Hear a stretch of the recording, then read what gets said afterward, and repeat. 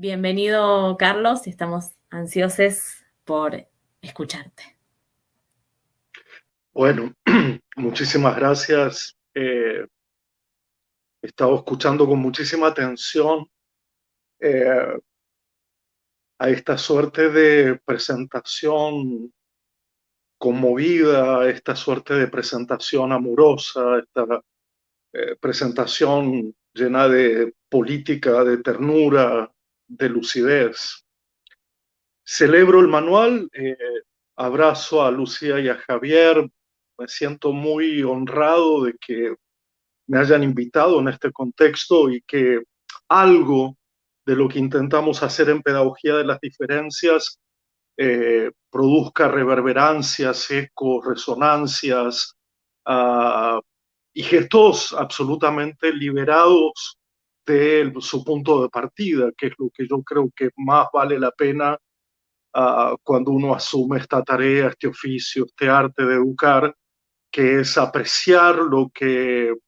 en ciertas circunstancias de relación docentes-alumnos se transforma lo más rápido posible en un gesto igualitario, en un gesto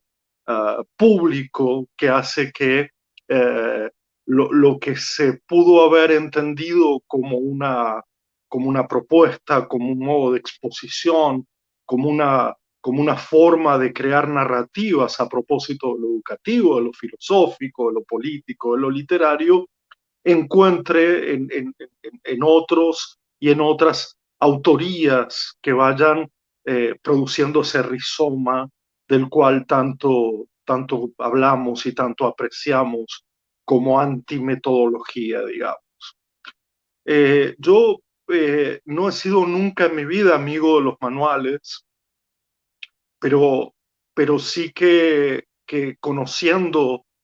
de dónde provenía esta creación, por supuesto me animé a, como hago siempre, primero a pedir el material, a leerlo con mucha calma, poco tiempo, pero mucha calma, y solo poder decir que sí en la medida en que tuviera algo para decir. Es decir, no hacerlo por compromiso, hacerlo por el afecto, hacerlo por la complicidad, por la compañía.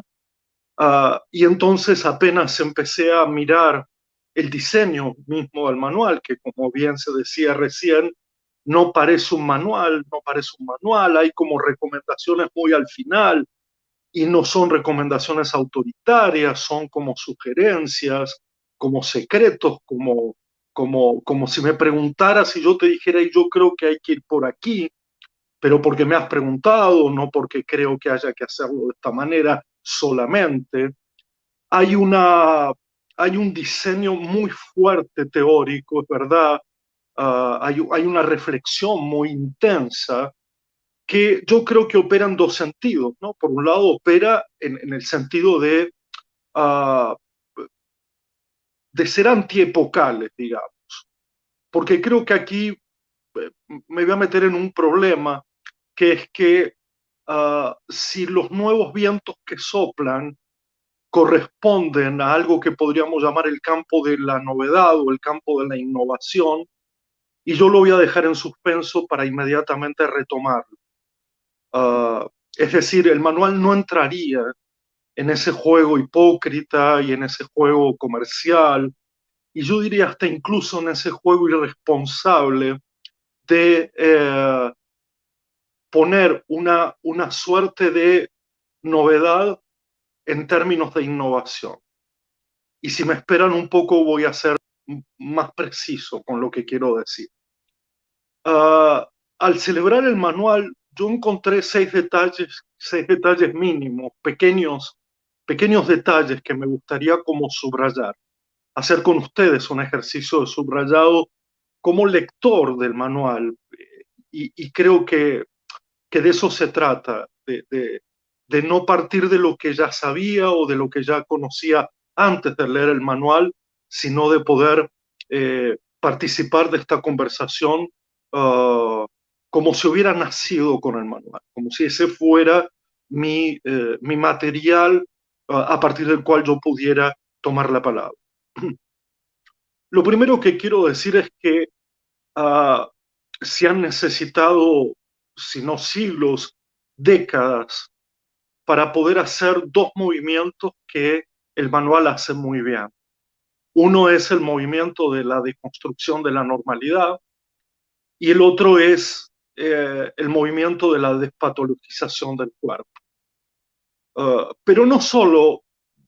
en lo que tradicionalmente puede llamarse una deconstrucción y una despatologización en el lenguaje, que ya de por sí es una tarea ciclopia, herculeana y toda la mitología que quieran poner aquí. Es sobre todo una deconstrucción que incluye la imagen, los textos, que hay que extender hacia el teatro, hacia el cine, hacia la literatura. Es decir, yo creo que el manual consigue, sin hacer una historia de los problemas que enfrenta este binarismo de la normalidad y la normalidad, que es un binarismo absolutamente injusto y absolutamente inapropiado, pero que pensado políticamente lo que permite es garantizar un punto de vista autocentrado, autoritario, de jerarquía, de privilegio. Fíjense ustedes que el manual, sin hacer esa historia, porque no le cabe, porque no le compete, porque por ahí no forma parte o porque ya está muy escrita la historia de la anormalidad y de la normalidad, el movimiento tanto de la deconstrucción como de la despatologización lo que hace es claramente identificar que el problema está al lado de lo normal. Y esto que uno abogó durante tanto tiempo, diciendo, bueno, aquí el problema de esa relación es siempre el primer término, como lo ha sido siempre el de los binarismos, raza blanca, raza negra, cultura, naturaleza, hombre, mujer. Siempre el primer término de los dos era el que había que problematizar y que lamentablemente nunca será suficiente problematizar ese lugar que enuncia el binarismo, ese lugar que en este caso es el de la normalidad sexual, como podría ser de la normalidad corporal en general. Y este es el primer detalle que me parece interesante subrayar. El segundo es el de esa compulsa filosófica que atraviesa la propia historia de la filosofía entre identidad y diferencia, sobre todo cuando entendemos por identidad nada más que la afirmación del yo, lo que me parece una equivocación histórica y política, incluso diría que me parece un equívoco jurídico, porque yo creo que aquí lo que está en juego no es el yo o el otro, en términos clásicos, la mismidad y la alteridad, sino que hay una idea que cuando desborda y se derrama en el campo educativo, que es la idea de lo múltiple y es la idea de, lo, de la búsqueda desesperada de lo común en la diferencia, es decir, la idea que expresó alguna vez el filósofo José Luis Pardo, la idea del ambos o de ambas, que es la unidad mínima de cualquier vinculación. Es curioso cómo pasamos en las construcciones pedagógicas del discurso del uno al discurso de lo múltiple, al discurso de lo común o al discurso de lo colectivo, como si el uno fuera la unidad mínima sobre la cual hubiera que multiplicar y cuyo resultado sería la alteridad, cuando en verdad de lo que se trata es de que esa unidad mínima ya no es ni el uno ni el otro, sino que la unidad mínima son ambos, son ambas. Y por lo tanto es una tercera categoría, que no es ni uno ni otro. Lo tercero que quiero decir es que evidentemente el manual ayuda a recomponer algo que quizás la pandemia también nos ha ayudado a pensar, a veces malamente, que es la recomposición entre salud y educación. Pero creo que lo hace de una manera particular y sobre la cual yo me sumo, adhiero y se nos va la vida en eso, que es entender esta recomposición y esta reconstrucción no como una sumatoria de disciplinas, no como una interfase, ni inter ni transdisciplinario, sino con los gestos, con las acciones, con los hechos. ¿Y cuáles son esos gestos? Son los gestos de la compañía, son los gestos del cuidado, son los gestos de la conversación, son el gesto del escuchar y el gesto del prestar atención. Me parece que este manual está, y hasta me cuesta llamarlo manual en este caso, está como cimentado, está como investido de una relación híbrida entre el problema de la salud y el problema de la educación, pero incorporando justamente una forma de la práctica, que es esa forma donde lo esencial no es la definición de para qué sirve una o para qué sirve la otra, sino del movimiento, del desplazamiento, de ese pensamiento de la fuera al que Foucault le prestó tanto atención, que es no la necesidad de introducir el individuo considerado extraño o apartado, sino la necesidad de construir compañía, atención, repito, cuidado, conversación. Lo que hace de la educación su sentido más esencial. Es decir, que aquí yo adhiero y adopto la posibilidad de que pensemos cuánto, no tanto la función de la escuela en sus grandes manifiestos, sino la forma de la escuela en sus pequeñas y austeras humildades, puede provocar justamente esa ética estética de reunión entre educación y salud. Y ahora viene entonces el detalle, como cuarto elemento, de mi discusión sobre la novedad, sobre la innovación, sobre lo nuevo, etcétera, etcétera. Cuando en educación se introducen conjuntos de saberes, lo voy a decir coloquialmente, que hasta ese momento estaban siendo ignorados, hay una pregunta para mí capital, que es si justamente en ese movimiento que hacemos para ofrecer, dar, donar unos sentidos que hasta el momento no estaban puestos en el presente, si eso puede considerarse un movimiento hacia adelante, hacia la innovación, o si puede considerarse un movimiento que yo llamo de dar cuenta del olvidado, ¿no? Dar cuenta del olvidado. ¿Por qué insisto en este aspecto? Porque dar cuenta o darse cuenta del olvidado también es un profundo gesto hacia el pasado. No tanto en términos de una historia formal, sino justamente en una historia de la vida cotidiana o en una historia de los pequeños hechos de las biografías, de las narrativas personales que han sido abandonadas, desechadas, ignoradas, prohibidas, censuradas, mutiladas, asesinadas, masacradas en nombre de lo nuevo que se impone sobre lo viejo. Y en este umbral de la modernidad tardía o de la posmodernidad, o como lo quieran llamar, esto no está en el debate, hay una tendencia a creer que toda respuesta a lo que se constituye hoy como una incertidumbre o como una ignorancia tendrá su respuesta adecuada en el progreso, tendrá su respuesta adecuada en el futuro. Lo que se omite, y que eso además tiene que ver con un cierto cercenamiento del pasado, como que del pasado solo podemos reírnos, o como del pasado solo podríamos anecdóticamente mostrar sus falencias, su precariedad. Y me parece que el manual hace un gesto en el cual eso olvidado hunde sus raíces profundas en un ayer milenario, en un ayer ancestral,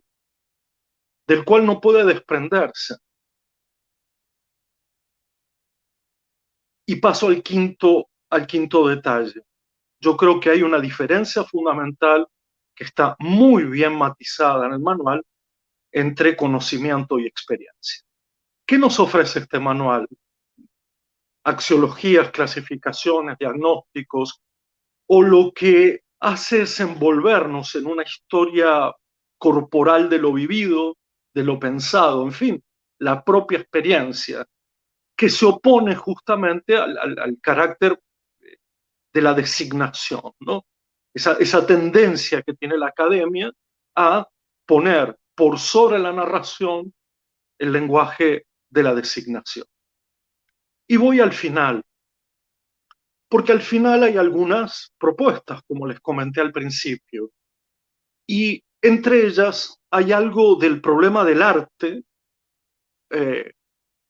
de cómo ver en las manifestaciones artísticas, uno diría, ¿no? Es decir, cómo se ha reflejado toda esta deconstrucción y toda esta despatologización en ese gesto hacia ayer y en el presente, que tenga un efecto en el futuro, eh, en las prácticas filosóficas, en las prácticas lúdicas, en las prácticas artísticas. Yo recordé una novela que fue prohibida en Francia en el año, bueno, es una novela escrita en 1955, que se llama Teresa Isabel, uh, que fue escrita por Violette Leduc y que fue completamente censurada por su contenido erótico al público adulto. Creo que ahí hay todavía un largo trabajo por hacer. Yo lo estoy haciendo ahora, pero casualmente, con la cuestión de los vagabundos o de los desplazados o de los que vagan o de los que no tienen hogar, por una razón fundamental que es justamente también despatologizar y también deconstruir esa idea de que los europeos manifiestan como el sin hogarismo. Y todo esto me ha hecho acordar, para concluir, la diferencia entre lo privado y lo negado que aparece en las famosas cartas de Spinoza, eh, en las cartas del mal, como fue publicado aquí en Argentina por Caja Negra, cuando hace esta distinción entre lo privado y lo negado, como si en el fondo lo que estuviéramos diciendo, que algo que no posee un rasgo considerado habitual, tradicional, normal, queda no solo vaciado de ese contenido que no puede serle atribuido, sino que además queda ausente. Y entonces, para concluir, creo que en el manual hay un ejercicio que nos hace recuperar las ausencias. Que este trabajo que han hecho Lucía y Javier tiene que ver con lo ausente no privado, es decir, lo ausente existente. Lo que curiosamente para muchos investigadores, estudiosos, pedagogos, ha sido como lo ausente inexistente, cuando lo ausente se vuelve existente, entre otras cosas, por el ejercicio de este manual, es que hay que recuperar esas narrativas en las cuales la ausencia no era tal, sino una presencia ignorada, lo que es distinto. Bueno, no quiero extenderme mucho más, he hecho estos humildes señalamientos que agradezco, digamos que agradezco porque son producto de una lectura, efectos de una lectura, celebro, recomiendo el manual y ya está incorporado en mí, ya está incorporado en lo que intentaré hacer, en lo que intentaré decir de aquí en adelante, en ese gesto hacia atrás. Muchísimas gracias.